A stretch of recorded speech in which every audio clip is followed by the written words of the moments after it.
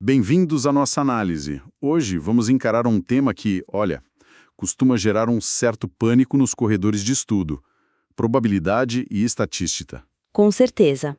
E vamos olhar especificamente para as variáveis aleatórias contínuas. Para dar um contexto, imagina o seguinte cenário. Você é gerente de risco de um banco. Sua missão é descobrir em qual faixa de valores se encontra a maioria dos saldos dos clientes, tipo uns 75% deles. Uhum. O problema: os dados são um caos completo. Você não faz ideia de como eles se distribuem. Por onde começar? É um ótimo ponto de partida, porque esse tipo de problema do mundo real é exatamente o que as bancas de concurso, como a do Banco do Brasil, tentam simular. Ah, interessante. A fonte que a gente está usando hoje, a aula 09 do Estratégia Concursos, é toda construída em cima dessa ideia. E o que a gente vai ver é que a solução para esse problema, que parece super complexo, começa com uma pergunta surpreendentemente simples. E é essa a nossa missão aqui, né? Não vamos só revisar a matéria. Vamos desvendar a mudança de mentalidade que é necessária para resolver essas questões. O material deixa bem claro que o segredo não está em ser um mestre do cálculo, mas sim em se tornar um bom intérprete do problema. Exato. E tudo gira em torno de uma única decisão. O que a gente está fazendo é contar ou é medir? Exatamente. Essa é a pergunta-chave que vai definir todo o caminho que a gente vai seguir. É ela que determina se vamos usar uma ferramenta ou outra, se vamos somar ou se vamos, bem, fazer algo um pouco diferente. Certo, então vamos direto ao ponto. Qual é a diferença fundamental, assim, na prática, entre algo que a gente conta e algo que a gente mede em estatística? A diferença é a alma do negócio. Uma variável é discreta quando seus resultados são finitos ou pelo menos enumeráveis. A gente consegue, listar as possibilidades. Sim. O exemplo clássico é o lançamento de um dado. Você tem 6 resultados possíveis. 1, 2, 3, 4, 5 ou 6. Fim. Certo. Ou o número de filhos de um casal, o número de carros que passam por um pedágio em 1 hora. São valores que a gente pode contar em números inteiros, sabe? Entendi, são saltos de um valor para o outro. Não existe meio carro ou 2,5 no dado. E as contínuas, onde entram os saldos bancários do nosso problema. Aí é que mora a diferença. Nas variáveis contínuas, os resultados podem assumir qualquer valor dentro de um intervalo. A palavra-chave não é contar, é medir. Medir. Isso. O material dá exemplos perfeitos: altura, peso, tempo, temperatura. Ou, no nosso caso, o saldo bancário. Entre um saldo de R$ 1.500,10 e R$ 1.500,11, existem infinitos outros valores possíveis. Ok. E é aqui que o material apresenta uma ideia que, confesso, dá um nó na cabeça. Ele diz que, para uma variável contínua, a probabilidade de ela assumir um valor exato é zero. Peraí, como assim? Alguém em algum lugar tem exatamente 1,75 metros de altura. O saldo de uma conta é exatamente R$ 842,53 num dado instante. A teoria não está se distanciando demais da realidade aqui? Como a gente resolve esse paradoxo? É uma objeção perfeita, e é o primeiro grande salto conceitual que a gente precisa dar. Pense da seguinte forma: qual a probabilidade de você atirar um dardo com os olhos vendados numa parede e acertar um átomo específico que você marcou antes? Nenhuma, basicamente. A área desse átomo, comparada à área total da parede, é tão absurdamente pequena que a probabilidade é, para todos os efeitos práticos, zero. Ou seja, como existem infinitos valores possíveis, a chance de cair em um único ponto nesse infinito é nula. Exatamente. O que a teoria nos diz é que a probabilidade de alguém ter exatamente 1,750000000 com infinitas casas decimais, zero, de altura, é nula. Ah, entendi. Na prática, quando medimos 1,75 metros, estamos, na verdade, medindo algo que está num pequeno intervalo em torno de 1,75 metros. E essa mudança de perspectiva é revolucionária. Ela nos força a parar de perguntar qual a probabilidade de x ser igual a um valor e começar a perguntar qual a probabilidade de x estar entre dois valores. Ah, então a pergunta para o nosso banco não é qual a chance de um cliente ter exatamente R$ 10.000, mas sim Qual a chance de um cliente ter o saldo entre R$ 9.000 e R$ 11.000? A gente troca o ponto pelo intervalo. Precisamente. E no momento em que a gente faz essa troca, a gente precisa de uma nova ferramenta. Para as variáveis discretas, a gente somava as probabilidades de cada ponto, certo? Certo. Para as contínuas, a probabilidade vira a área sob uma curva dentro do intervalo que nos interessa. A área. E essa curva tem um nome: função densidade de probabilidade, ou FDP. Pense nela como um mapa topográfico da probabilidade. Onde a curva é mais alta, a concentração de probabilidade é maior. Certo, então se a gente está medindo, a gente precisa de um mapa, a FDP, para calcular a área de uma região. E qual é a ferramenta matemática que calcula a área debaixo de uma curva? É aí que entra a temida integral, certo? É do que uma máquina de calcular áreas de formatos complexos. Mas o que o material de estudo e as provas de concurso testam, na maioria das vezes, não é a sua habilidade de resolver integrais cabeludas. E sim. É a sua capacidade de entender o princípio por trás dela. Vamos ver isso no exemplo clássico do material da prova da VUNESP de 2014. Tô com ele aqui. A questão dá uma FPDP. F de x igual a k vezes x, e diz que ela só vale para x entre 1 e 2. Fora disso, é zero. E a pergunta é simplesmente, qual o valor de k? Parece um problema puramente matemático. Parece, mas a solução é 100% baseada num princípio estatístico. Qual é a regra de ouro de qualquer mapa de probabilidade? A probabilidade de todos os resultados possíveis acontecerem tem que ser 1, ou seja, 100%. Claro, a probabilidade do espaço amostral inteiro é sempre 1. Algo tem que acontecer. Perfeito.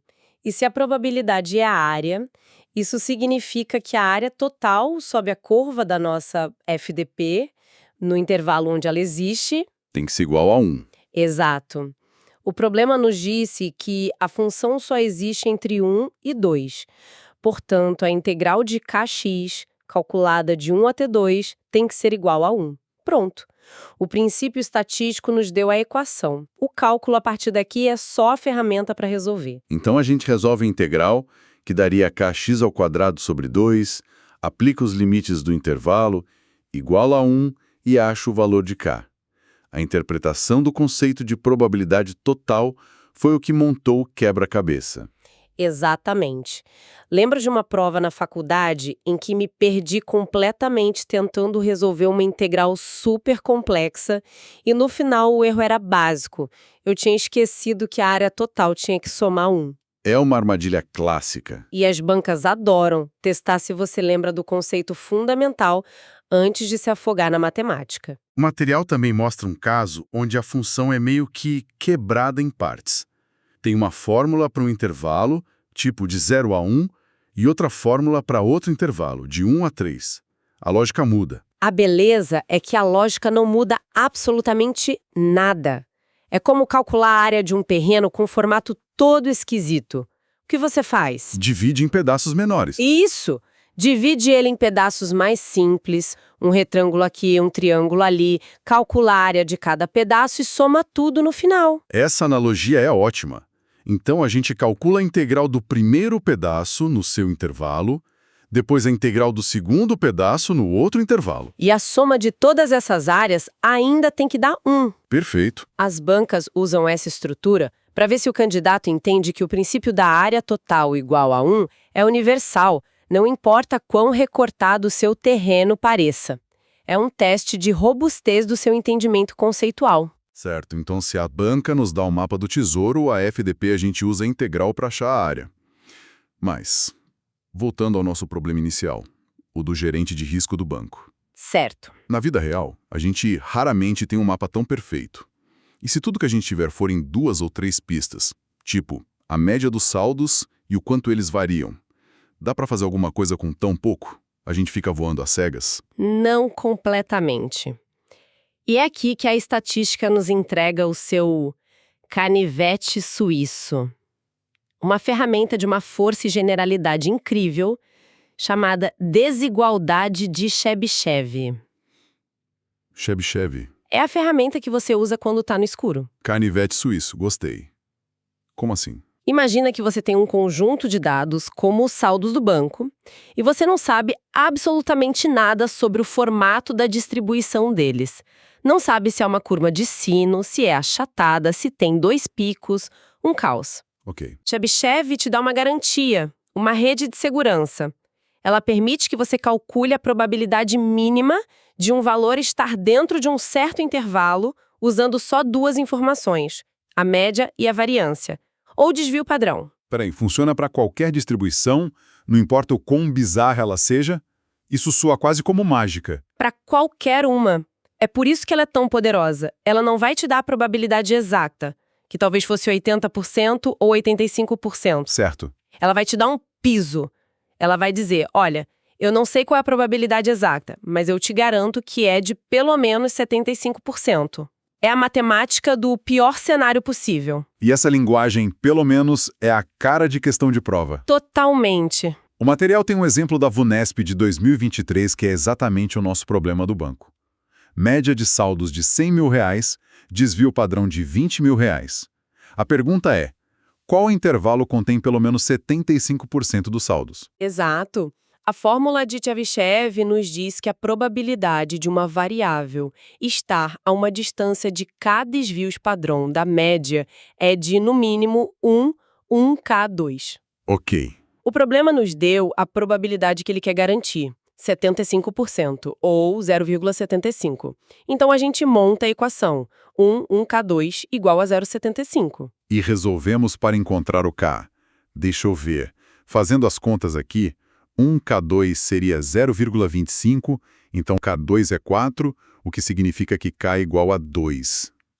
O que esse K igual a 2 significa na prática? Esse K é o número de desvios padrão que a gente precisa se afastar para cada lado da média para criar a nossa rede de segurança. Ah, tá. Então, o intervalo que contém pelo menos 75% dos dados é a média, mais ou menos K vezes o desvio padrão. No nosso caso, é 100 mil, mais ou menos 2 vezes os 20 mil. Ou seja, 100 mil mais ou menos 40 mil. O intervalo vai de 60 mil a 140 mil reais. Caramba! Conseguimos dar uma resposta concreta para o nosso problema de gestão de risco sem ter o mapa completo da distribuição. Isso é muito poderoso. É extremamente poderoso e mostra como a estatística nos dá ferramentas para tomar decisões informadas, mesmo em cenários de grande incerteza. Beleza. Então, amarrando tudo isso, qual é a grande sacada aqui?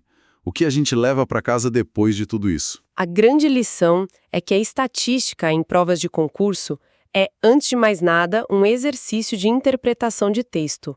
A complexidade do cálculo é secundária, sabe? Certo. O seu primeiro trabalho é ler a historinha que a banca criou, saldos bancários, tempo de espera na fila, vendas semanais, valor de indenizações, e se fazer aquela pergunta-chave.